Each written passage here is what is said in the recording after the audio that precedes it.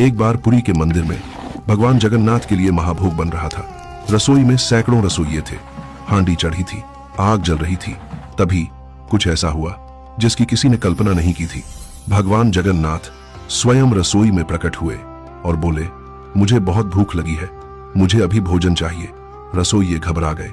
महाभोग बनने में अभी समय था, किसी की हिम्मत नहीं हो रही थी कुछ कहने की।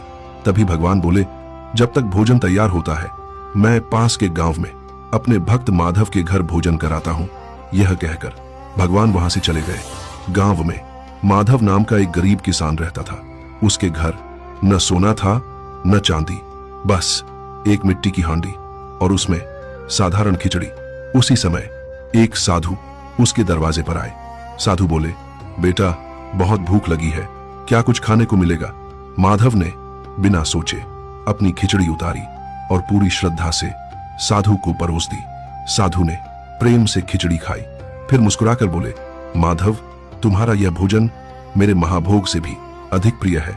यह कहकर साधु अंतर्धान हो गए। उधर मंदिर में महाभोग तैयार हो चुका था।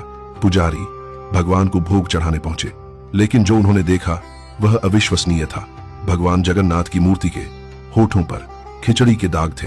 पूरा मंदिर स्तब्ध रह गया। अब किसी को कोई संदेह नहीं था, भगवान साधु के वेश में माधव के घर भोजन कराए थे। उस दिन सबको समझ आ गया, भगवान सोने चांदी का नहीं, प्रेम का भूखे होते हैं। सच्चे भाव से बना साधारण भोजन भी महाभोग बन जाता है। आज भी भगवान जगन्नाथ की वही मूर्ति है, वही श्रद्धा, वही आस्था। अगर आप मानते हैं कि भगवान भोग नहीं भाव देखते हैं तो कमेंट में जय जगन्नाथ जरूर लिखें।